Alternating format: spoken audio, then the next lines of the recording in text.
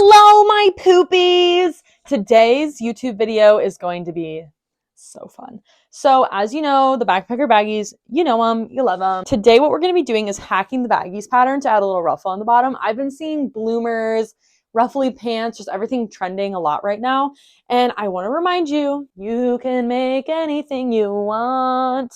We don't need to buy everything. We don't even actually need to buy anything other than fabric. Like, we can just make everything. So on that note, if you already have the pattern, which you should and you need to do this video, I have a previous video on here that has the instructions for the actual baggies and then the pattern you get alongside it. So if you haven't done that yet, go do that. If you're on your instructions, pages 22 to 24, those are how you add the cinch.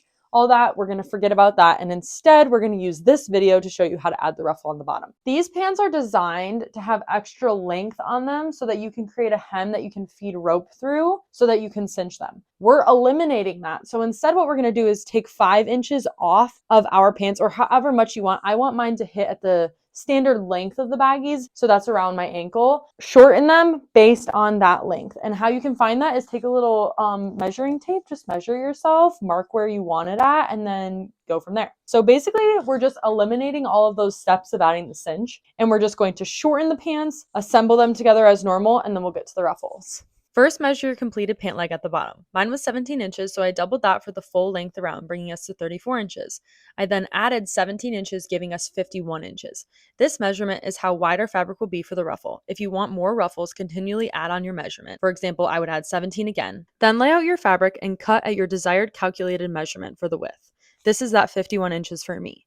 I then did 8 inches for the length of my strips. You can customize this length however you'd like, just remember to add seam allowance. Then I headed over to my machine and did a rolled hem along the width of one side of my ruffle fabric strip. This is going to be the hem of our ruffle. You can use a rolled hem foot, but personally, it looks better for me when I do it by hand.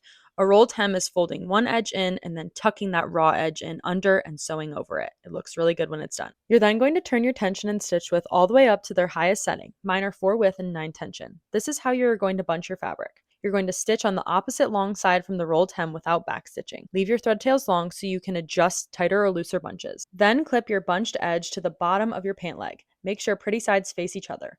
Once clipped, sew into place and serge or zigzag stitch your raw edge. Make sure to set your sewing machine settings back to normal before attaching your ruffle. I then added lace onto the pretty side where my pant and ruffle seam met, and this functioned as my top stitch. If you want to do that, just add some lace on and it looks super cute. Here are the final pants when you're all done. They look so cute. I am so obsessed. I added a little lace detail right where the bunching meets the rest of the pants. And I feel like that kind of made it flow a little bit more seamlessly on my end with this striped fabric, but they're just like the perfect loose, comfy pant. For my bunching, I did less fabric so that it would be more of like a loose, flowy bunch rather than like more frilly and really tight together. But you can do anything you want to like make it be a little bit more dramatic of a bunch and more like bloomer style, or you can make them more like this loose, flowy. It's giving Mamma Mia summertime. I didn't add pockets to this pair because I just kind of felt like this fabric wouldn't support the weight of anything super well. But yeah, I also didn't line the stripes up. Sue me. I'm going to give a little 360 twirl. Fabulous. The fabric I used is this woven cotton. I thrifted it. I got like 5 yards of it or something for like 12 bucks. Super good steal. Send me what you make on Instagram. If you like my tutorials, please subscribe. It really does mean a lot, and it would mean a lot to me. You guys know that. But yeah, so thanks for coming, and I'll see you next week. Bye.